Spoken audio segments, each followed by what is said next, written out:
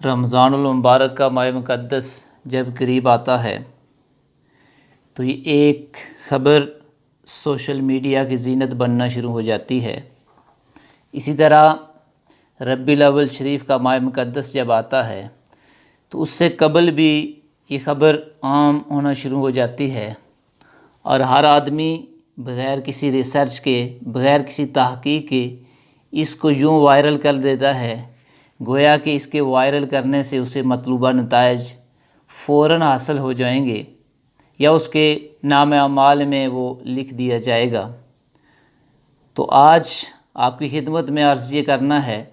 کہ آیا اس طرح کی خبر کا پھیلانا قرآن اور حدیث اس کی اجازت دیتا ہے یا نہیں؟ اللہ رب العزت قرآن مجید میں ارشاد فرماتے ہیں،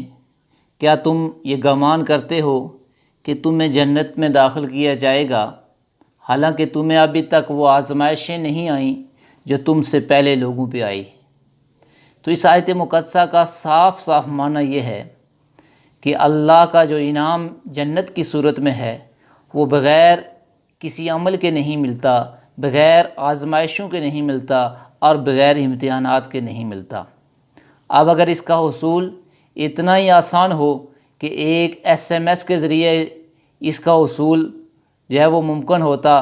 تو اس کے لیے صحابہ انبیاء علیہ السلام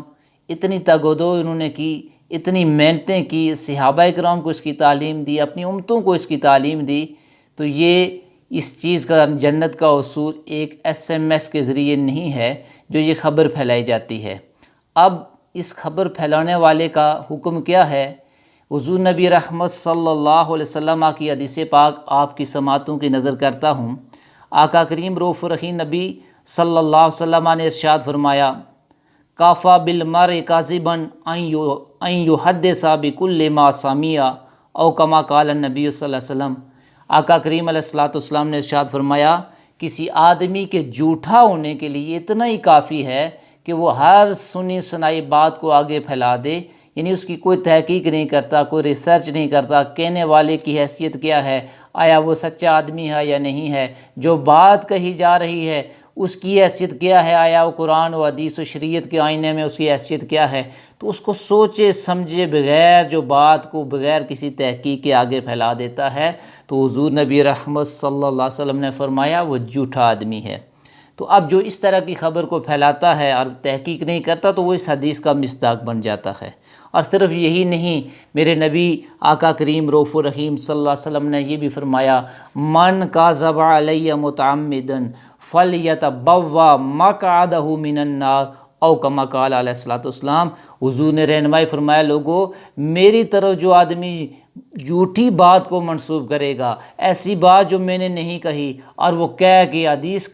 کے ساتھ اس کا ریفرنس دے کے لوگوں کو یہ باور کرانے کی کوشش کرے گا، فَلْيَتَبَوَّأْ مَقْعَدَهُ مِنَ النَّارِ، اسے سمجھ لینا چاہیے کہ اس کا ٹھکانہ جہنم میں بن گیا ہے، دوزخ میں بن گیا ہے۔ تو یہ حدیث پاک ہماری توجہ اس طرف دلا رہی ہیں کہ یہ جو خبر پھیلا دی جاتی ہے کہ فلاں آدمی کو، جس کو سب سے پہلے آپ جو ہے SMS کے ذریعے رمضان کی خبر دیتے ہیں کہ فلاں تاریخ کو پہلا روزہ ہے، فلاں تاریخ کو ربیع الاول کا مہینہ شروع ہونے والا ہے، جو یہ خبر پہلے پھیلائے گا اس پہ جنت واجب ہو جائے گی، اس کا شریعت کے ساتھ کوئی تعلق نہیں ہے۔ رحمت دو عالم صلی اللہ علیہ وسلم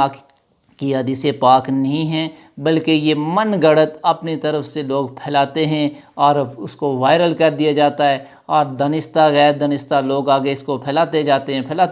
ہیں اور اپنے لیے جو ہے وہ گناہ کا اکٹھے کرتے جاتے ہیں، جہنم کو اپنے لیے واجب کر لیتے ہیں۔ تو اس لیے اس طرف توجہ دینے کی ضرورت ہے کہ دین کی کوئی بھی بات ہے بغیر تحقیق کے، بغیر ریسرچ کے اس کو آگے نہ پھیلایا جائے، جب تک اس پہ مکمل اعتماد نہ ہو اس بات کو آگے نہ پھیلایا جائے۔ ایسا نہ ہو کہ ہم اپنی طرف سے تو نیکی کا ارادے کے ساتھ اس کو کر رہے ہیں لیکن وہ ہمارے لیے وبال جان بن رہی ہو۔ اس لیے کہ نبی رحمت صلی اللہ علیہ وسلم کی یہ حدیث پاک بھی ہماری رہنمائی کرتی ہے کہ حضور علیہ السلام نے اپنے صحابہ کو مخاطب کر کے کہا کہ اللہ کا حق یہ ہے کہ لوگ اس کی عبادت کریں، اس کے سوا کسی کو شریک نہ ٹھہرائیں، اللہ وحدہ لا شریک کو ایک مانیں اور اس کے سوا کسی کو اس کا شریک نہ ٹھہرائیں، اور لوگوں کا حق یہ ہے کہ اللہ جو اس طرح اس کی عبادت کرتے ہیں کہ اس کے سوا کسی کو شریک نہیں ٹھہراتے، اللہ ان کو معاف کر دے،